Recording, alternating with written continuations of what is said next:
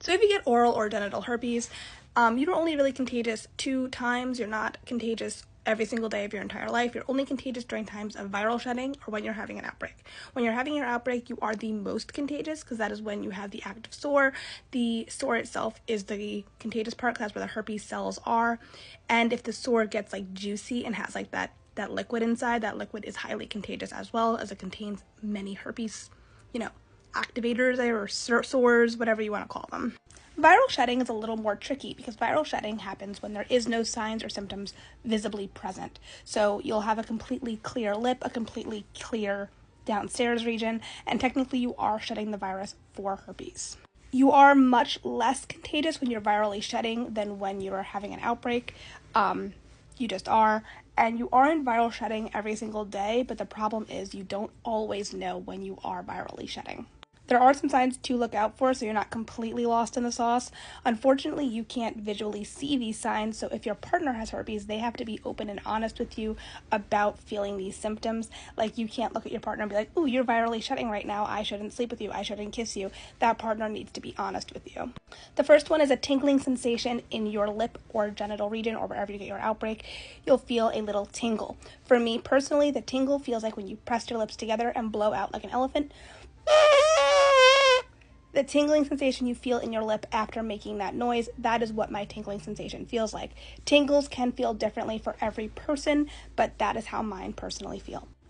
The other thing that can indicate that you are virally shedding is if you have genital herpes, you have lower back or leg pain. If you have oral herpes, it can be a neck pain or shoulder pain.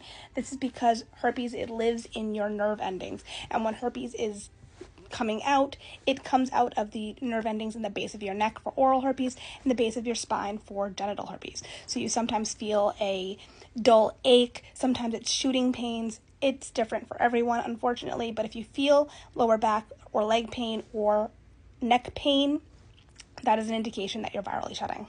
Another thing to do to help prevent transmission and also to just assume you might be virally shedding is to understand your triggers.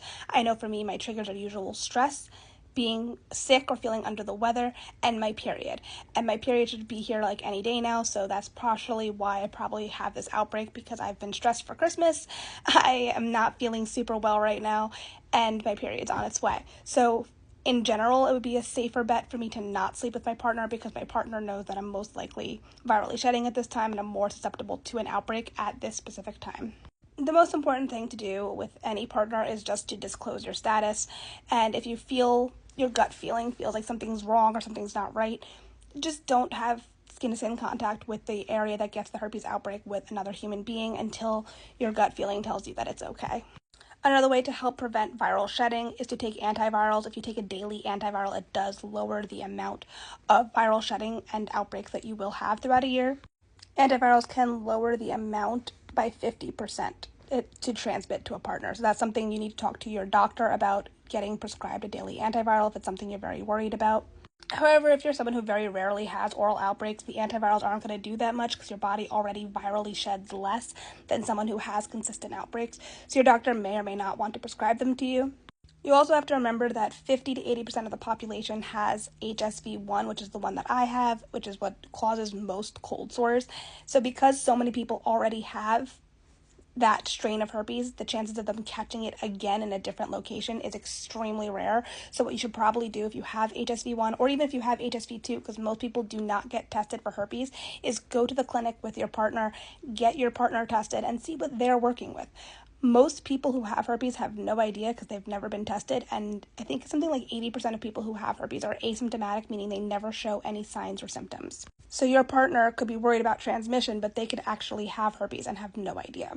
So I highly recommend taking your partner to get tested to see what you're working with, because you might be going crazy over preventing transmission and you don't have to.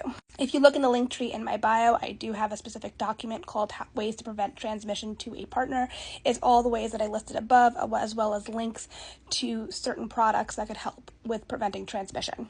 But also remember that someone who sleeps with someone who knows their herpes status and understands their triggers and understands what a herpes outbreak feels like is a safer partner than someone who's never been tested and can be virally shedding at all times and having no idea what it is because they've never been tested. Because, no joke, viral shedding symptoms such as tingling sensations and lower back and leg pain or neck pain can be attributed to so many other things that are not herpes related. So if you don't know your herpes status, you could feel those things and not know that you're virally shedding herpes and sleep with someone. So someone who knows their status is a safer partner than someone who's never been tested and just assumes they're clean because they've never had an outbreak. And always remember, any partner that makes you feel less than or makes you feel like a walking hazmat for having herpes is not the right partner for you. There are so many people out there who are educated and do not care, or will learn with you and be totally accepting of your herpes and not make you feel gross or icky about it. I know that there's been many people who've come up to me and been like, oh yeah, my boyfriend accepts my herpes status, and then talks about like 8 or 9 things that they do after they have sex or after they kiss because they're so worried about getting it, and it makes them feel disgusting. I saw one person on Reddit said that their partner only wants to like touch their genital regions with a glove because they're so afraid of getting it. And I'm like, that is just not it. That is just not a way to live a life. There's nothing wrong if that person wants to keep themselves safe, but that just means that that person should not be dating someone with herpes, and that person with herpes should not be dating someone like that. That person needs to find someone who does not have anything if they're that concerned about getting it, which is fine, but like to stress yourself both out about it, like sex is only fun if both parties are having a great time, and clearly in that situation, both parties are not having a good time. But definitely check out the link tree in my bio for ways to prevent transmission, as well as a whole bunch of other herpes facts and guides. They're all free, so feel free to check them out. And if you have any questions, you can always DM me either here or on Instagram or Reddit. Those can also be found at my link tree.